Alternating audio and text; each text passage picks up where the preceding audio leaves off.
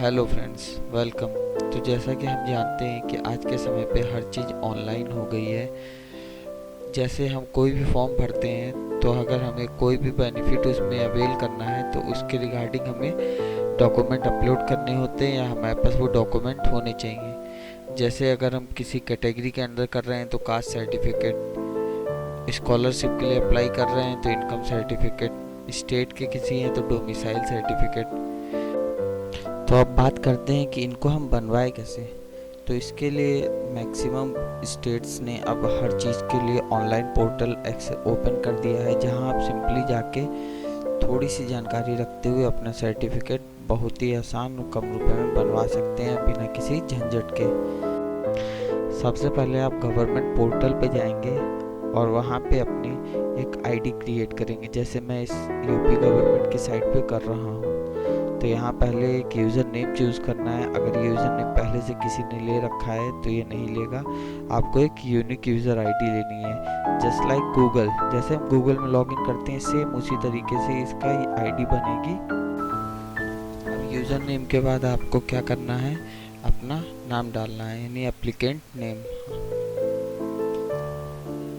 Applicant नाम डालने के बाद आपको डेट ऑफ बर्थ अपनी सेलेक्ट करनी है, जो भी डॉक्यूमेंट के अकॉर्डिंग आपकी डेट ऑफ बर्थ हो इसको डाल लेंगे।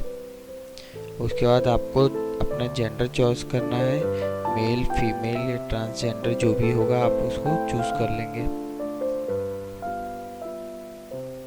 इसके बाद आपका जो भी एड्रेस होगा वो आप एड्रेस डालेंगे और पिन कोड आपको ज़रूर मालूम होना चाहिए, आप जहाँ से भी बिलोंग करते हो। इसके बाद आप अपना डिस्ट्रिक्ट चूज़ करेंगे। पिन कोड डालने के बाद डिस्ट्रिक्ट मीन्स ज़िला जो भी आपका हो, बाराबंकी, गाज़ियाबाद, मेरठ, भदोही, जो भी आपका हो। तो यहाँ मैं लखनऊ चूज़ करता हूँ। और उसके बाद आपका मोबाइल नंबर वही डालिएगा जो पहले इस पर कभी हो ना। अगर आप पहले से ही बना हुआ एक मोबाइल नंबर डालेंगे तो ये लेगा नहीं। जैसे मैं ऐसे एक नंबर ट्राई करता हूँ 1234567890। उसके बाद आपको अपनी ईमेल आईडी डालनी है। ईमेल आईडी के बाद आपको सिक्योरिटी कोड डालना है। सिक्योरिटी कोड डालने के बाद आपको इसे सेव करना है, यानी सुरक्षित करें। तो यहाँ पे ये दे रहा है यूज़र कोड गलत है, तो आपको घबराने की ज़रूरत नहीं, आप दोबारा डाल सकते हैं। दोबारा लिखे, कई बार होता है कि ये लेता नहीं है सिक्योरिटी कोड, तो एक या दो बार करने पे ये हो जाता है। अब यहाँ आप नेक्स्ट करेंगे तो यहाँ पे दे रहा है मोबाइल नंबर पहले से दर्ज है, यानी पहले से किसी ने ये डाल रखा होगा। तो अब हम क्या करेंगे, अब हम यहाँ से अपना दूसरा फ़ोन नंबर डालेंगे जिस पे हमें OTP मिले। मेन इनका रीज़न यही होता है मोबाइल नंबर डालने का। और अगर आपकी पहले से आईडी बनी है तो ही लेगा, आपको नया फ़ोन नंबर लेके ही आना पड़ेगा। यहाँ से आप नेक्स्ट करेंगे। जैसे यहाँ से सिक्योरिटी कोड मुझे समझ में नहीं आ रहा तो मैं इसको क्या रिफ़्रेश कर लेता हूँ। अब आया और जैसा कैपिटल में लिखा है U4, कैपिटल में XQBK, तो जो जैसे ही कैपिटल या स्मॉल जैसे फॉर्मेट में लिखा होता है वैसे ही सिक्योरिटी कोड लिख के जब आप नेक्स्ट करेंगे तो एक मैसेज आ गया, OTP आपके पंजीकृत मोबाइल नंबर पर भेज दिया गया है। यानी इसका मतलब क्या है, हमारा एप्लीकेशन जो हमने आईडी बनाई है रजिस्ट्रेशन सक्सेसफुल हो गया है। तो आपके मोबाइल पे एक OTP आ जाएगा, जैसे मेरे मोबाइल पे आ चुका है, ये है 32062556। अब ये OTP से हमें क्या करना है, इस OTP से हम फर्स्ट टाइम लॉगिन करेंगे। यहाँ से हम लॉगिन पे जाएंगे और अपना यूज़र नेम डालेंगे, यानी जो आईडी बनाई थी डालेंगे। उसके बाद जो OTP आई है वो डालेंगे 32062556 और सिक्योरिटी कोड डालेंगे X8LHY8 और नेक्स्ट कर देंगे या सबमिट कर देंगे। सबमिट करते ही हम नेक्स्ट पेज पे आएंगे, जहाँ से फिर हमको क्या मांगेगा, यूज़र नेम मांगेगा, जो OTP आई थी वो हमें डालना है और नया पासवर्ड चॉइस करके उसको कंफर्म करने के लिए दोबारा से वही पासवर्ड डालना है। तो अब यहाँ से हम पासवर्ड बदलो या फिर चेंज पासवर्ड हो जाएगा यहाँ से, जो अब हमारे फर्दर लॉगिन के काम आएगा। अब आईडी क्रिएट होने के बाद आपको सिंपली आपका पासवर्ड चेंज हो गया, आपके पास आईडी आ गई। अब आपको क्या करना है, कोई भी सर्टिफिकेट अप्लाई करना है तो उसके लिए आपको हमेशा अप्लाई करने से पहले कुछ स्कैन कॉपी होंगी, वो सब आपके पास होना चाहिए। तो इसमें सबसे पहला है पासपोर्ट साइज फ़ोटोग्राफ। मतलब आप कोई भी डॉक्यूमेंट अप्लाई कर रहे हैं तो आपके पास पासपोर्ट साइज फ़ोटो होनी चाहिए, और हर स्कैन कॉपी का साइज़ 100 KB से ऊपर नहीं होना चाहिए, मतलब 100 KB के अंदर ही होना चाहिए। तो पहला पासपोर्ट कॉपी हो गया, दूसरा आधार कॉपी, ये स्कैन कॉपी होनी चाहिए, मतलब आपके फ़ोटो कॉपी आगे और बैक दोनों होना चाहिए। पार्षद का लेटर हो गया, सेल्फ डिक्लेरेशन फॉर्म हो गया। सेल्फ डिक्लेरेशन फॉर्म इसका लिंक मैं आपको नीचे डिस्क्रिप्शन में दे दूँगा, आप वहाँ से जाके डाउनलोड कर सकते हैं। अब इनकम सर्टिफिकेट के लिए क्या होता है,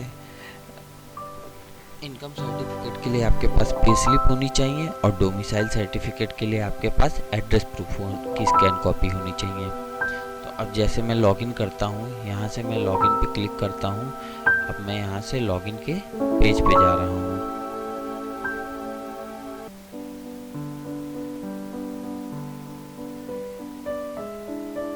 अब यहाँ हम लॉगिन पे आ गए। यहाँ अपने यूज़र नेम, पासवर्ड और सिक्योरिटी कोड डालेंगे ZL9VR और सबमिट करके नेक्स्ट कर लेंगे। जैसे नेक्स्ट करेंगे, अब हम यहाँ पे आवेदन करेंगे, मतलब हम जिस चीज़ का एप्लीकेशन बनवाना चाह रहे हैं। तो मैं यहाँ पे अभी जाति प्रमाण पत्र बनवाना चाहता हूँ, तो मैं सेक्शन में जाके क्या चॉइस करूँगा, जाति प्रमाण पत्र यानी कास्ट सर्टिफिकेट। अब इसको चूज़ करने पे हमको दो ऑप्शन देता है, एक जाति प्रमाण पत्र हिंदी और एक जाति प्रमाण पत्र इंग्लिश। तो हिंदी किसके लिए होता है, हिंदी होता है स्टेट के लिए, यानी अगर हम जिस पर्टिकुलर स्टेट के लिए अप्लाई कर रहे हैं ये उसके लिए है, हिंदी फॉर स्टेट। और तो फिर इंग्लिश किसके लिए हो गया, इंग्लिश होता है जो हमारे हर स्टेट में काम करे, यानी सेंट्रल का सर्टिफिकेट। तो इंग्लिश फॉर सेंट्रल, जैसा कि इसमें देखिए मेंशन है। और जो भी आप चॉइस करेंगे हिंदी इंग्लिश, ये ऑटोमेटिक फिल होगा अपने आप इसको चेंज नहीं कर सकते फर्दर। अब यहाँ हम अप्लाई करेंगे ग्रामीण, शहरी, मतलब रूरल या अर्बन, जो भी आपका क्षेत्र होगा वो चूज़ करेंगे। उसके बाद अपना नाम डालेंगे, फादर नेम डालेंगे, और सारे नेम आपको ध्यान से देखते हुए सही सही डालना है, अपने डॉक्यूमेंट के अकॉर्डिंग। जो आप डॉक्यूमेंट सबमिट कर रहे हैं उनके अकॉर्डिंग आपको डालना है। उसके बाद मदर नेम, फिर आपका जो भी एड्रेस हो, मतलब जहाँ आप करेंटली रह रहे हो वो आपको एड्रेस डालना है। उसके बाद आपको अपना डिस्ट्रिक्ट चूज़ करना है। डिस्ट्रिक्ट यहाँ डिफ़ॉल्टली जो आपने आईडी बनाते समय डाला होगा वो होगा, पर आप अगर इसको चाहें तो चेंज भी कर सकते हैं। उसके बाद आपके डिस्ट्रिक्ट के अकॉर्डिंग आपकी तहसील पूछी जाएगी। उसके बाद मोबाइल नंबर जिस पे आप चाहते हैं आपको मैसेज मिलते रहें कि आपका सर्टिफिकेट का स्टेटस क्या है। और अगर आपका परमानेंट और टेम्परेरी दोनों एड्रेस सेम है तो इस पर टिक कर लेंगे। उसके बाद आप अपनी जाति यानी जिस कास्ट से बिलोंग करते हैं, SC ST OBC, वो चूज़ करेंगे और उसकी सब कैटेगरी चूज़ कर लेंगे। इसके बाद आपको रीज़न देना है आप किस लिए बनवाना चाहते हैं। उसके बाद आपको चूज़ करना है कि आपका पहले से प्रमाण पत्र बना है या नहीं। अगर पहले से बना होगा तो हाँ करेंगे, और पुराने सर्टिफिकेट का आपको एप्लीकेशन नंबर देना है। और अगर आप पहली बार बनवा रहे हैं तो नो करेंगे। उसके बाद अगर आपने आवेदन शुल्क भर दिया है तो हाँ, नहीं भरा है तो ना। फिर आपको आधार कार्ड नंबर मैंडेटरी होता है जो आपके पास होना ही चाहिए, और उसकी कॉपी भी हमें लगानी होगी, स्कैन कॉपी।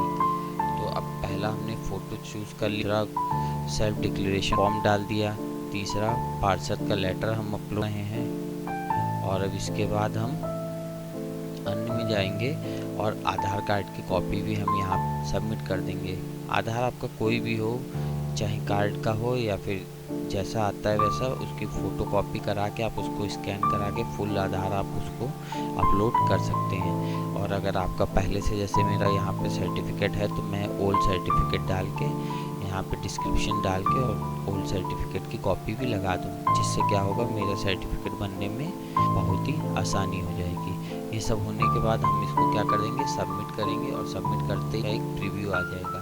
इसको हम प्रिंट करके रख सकते हैं, या फिर अगर ना भी करें तब भी आपको एक मैसेज तो मिल ही जाएगा। मेरा इसमें एप्लीकेशन नंबर यानी आवेदक संख्या, उसको ज़रूर आप नोट डाउन करके रख लें, ये आपके फ्यूचर के लिए बहुत काम आएगा। अब फ़ी आपने सबमिट नहीं की थी तो आप यहाँ पे नीचे ऑप्शन दिया है, जैसे ही आप इसमें जाएंगे तो देखिए यहाँ पे दे दिया अमाउंट टू बी पेड ₹10। तो मतलब सोचिए कितना कम रुपए में हमारा काम हो जाता है। जिस चीज़ के लिए दौड़ते हैं, भागते हैं, सोचते हैं कितना रुपये का क्या होगा कैसे, तो कितनी ईजिली हम ये खाली 10 रुपये, ज़्यादा से ज़्यादा अगर ट्रांजेक्शन चार्ज लगा तो 20 रुपये के अंदर हम अपना फॉर्म भर सकते हैं। ये होने के बाद आप अगर जब पेमेंट सक्सेस, तो खुद ही आपको मैसेज आ जाएगा कि इतने रुपए गवर्नमेंट ने को मिल गए हैं, यानी जिस चीज़ के लिए आप अप्लाई कर रहे हैं उसकी फ़ीस रिसीव हो चुकी है, तभी ये फर्दर प्रोसेस होता है। कोई भी स्कैन कॉपी 100 KB से ऊपर अपलोड नहीं होगी। अभी जैसे मैंने किया तो यहाँ पे दे रहा अमाउंट नॉट पेड। अब यहाँ हमें क्या करना है, हमें देखना है कि हमारा फॉर्म भरा है या फिर हम अभी कहाँ पहुँचे। हमें सबसे पहले दिखना होगा हमने जो जो एप्लीकेशन भरा है, तो उसके लिए आवेदक की सूची पे जाएंगे। यहाँ से हम क्या करेंगे, अपना एप्लीकेशन नंबर देख सकते हैं और चेक करके स्टेटस क्या करेंगे। अगर हमें पेमेंट करना है उसके रिगार्डिंग तो हम करेंगे एप्लीकेशन नंबर को कॉपी करेंगे, या फिर जो नोट डाउन किया होगा वो लेंगे, पेमेंट ट्रांजैक्शन में जाके पेस्ट करके नेक्स्ट कर देंगे। जैसे सबमिट करेंगे, अगर पे हुआ होगा तो नहीं लेगा, और अगर नहीं पे हुआ है जैसे मेरे केस में तो ये शो कर देगा इतना अमाउंट आपको पे करना है। तो ये तो हो गया पेमेंट के बाद। अब अगर हमें वही एप्लीकेशन देखना है दोबारा कि क्या है, तो उसके लिए क्या करेंगे, आवेदन को प्रिंट करेंगे। यहाँ पे सेम आपको फिर से वही एप्लीकेशन नंबर डालना है और सुरक्षित करना है। यहाँ से आपको देखिए दे रहा है click here to print your application. इस पर आपने क्लिक किया और यहाँ पे आपका एप्लीकेशन आ गया। अब इसको सेव कर लीजिए इन फ्यूचर, जिससे आपको इजी हो, कोई ज़्यादा दिक्कत ना हो। अब ये तो हो गया कास्ट सर्टिफिकेट के रिगार्डिंग। अब हम देख लेते हैं इसमें और क्या क्या चीज़ें बनती है। आय सर्टिफिकेट यानी इनकम सर्टिफिकेट, इसके लिए हमारे पास क्या होना चाहिए, इसके लिए हमारे पास पे स्लिप होनी चाहिए। अब पे स्लिप किसकी होगी, पेरेंट्स की। यानी हम स्कॉलरशिप के लिए अप्लाई कर रहे हैं, अभी हम तो जॉब कर नहीं रहे हैं, तो हमें पे स्लिप किसकी लगेगी, पेरेंट्स की। अगर पेरेंट्स रिटायर हैं तो उस केस में भी आपके पे स्लिप मिलता है, वो आप लाके अपलोड कर सकते हैं। और स्कैन कॉपी क्या 100 KB से अंदर ही होनी चाहिए। डोमिसाइल के लिए क्या, आपके पास एड्रेस प्रूफ होना चाहिए। एड्रेस प्रूफ में क्या, आपका वोटर ID कार्ड तो ज़रूरी डालिएगा, उसके साथ ही आपका इलेक्ट्रिसिटी बिल, अगर टेलीफोन का बिल आता है तो टेलीफोन बिल, या फिर राशन कार्ड होगा तो उसकी स्कैन कॉपी। और अगर वो भी नहीं है तो हाउस टैक्स तो जमा होता ही होगा, उसकी कॉपी लगा दीजिएगा। तो और भी चीज़ देख लेते हैं क्या क्या बनता है। दिव्यांग प्रमाण पत्र, दंपत्ति पुरस्कार योजना, और भी पता नहीं क्या क्या चीज़ें बनती हैं, जिसकी तो मुझे अभी जरूरत भी नहीं पड़ी। Thanks for watching.